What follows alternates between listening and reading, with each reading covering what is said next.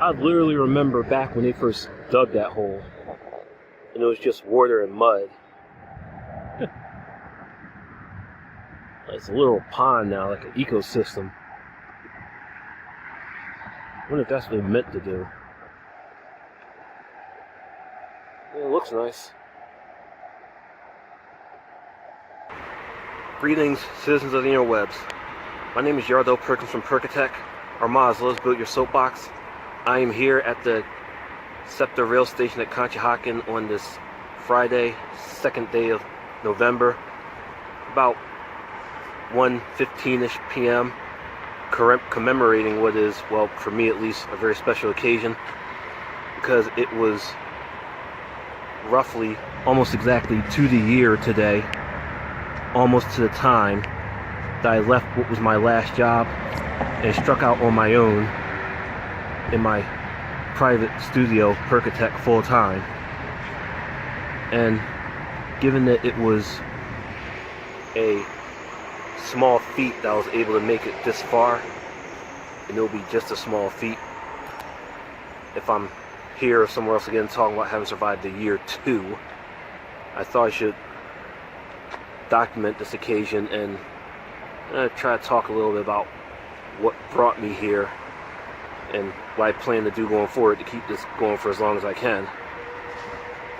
So, I guess one of the things I'd like to talk about that I've learned in this year so far, I think I might do a written article on it, do like a top 5, top whatever I come up with. I guess you'll know how many items there are when you see it. Is that for me, the whole work at home bit doesn't really work if you try to work strictly at home.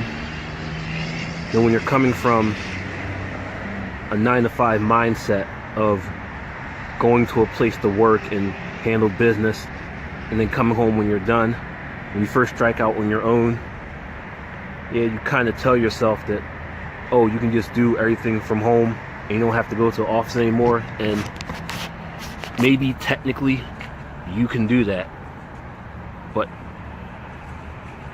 taking it from someone who has been there and tried it a few times, I would say, unless you have a dedicated space in your home that you can dedicate to work, I would say do yourself a favor, and if you're getting ready to start out or if you're thinking about it, find some coffee shops, or if you have the funds, invest in the co-working space that you can go to put yourself in that work mindset, and it'll just be better for you all the way around.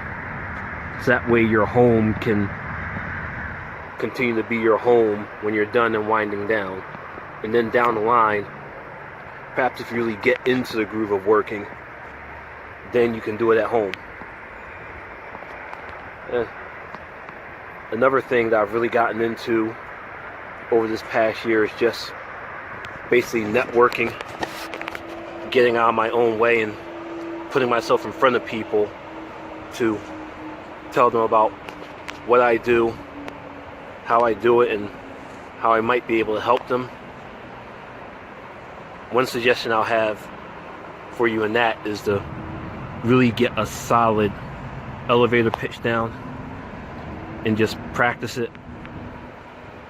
The one I have to this date is very different from the one I had when I was starting out, and it's not something that you're going to get right this first time you do it, but you'll just start out with something, try it out, you'll make changes as you go.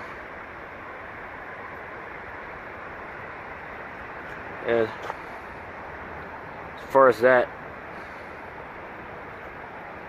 I don't know if there's anything more I really have to say or want to say.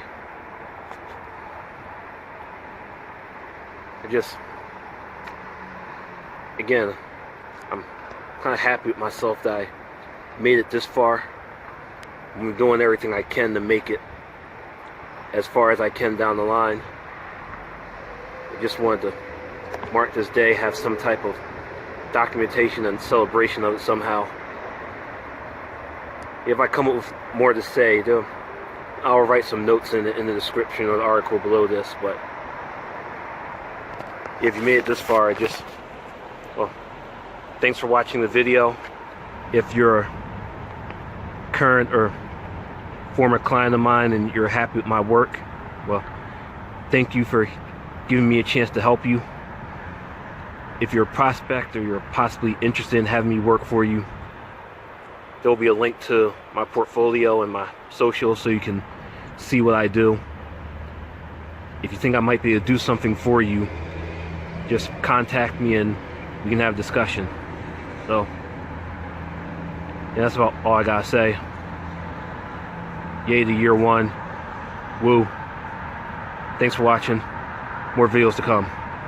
Later.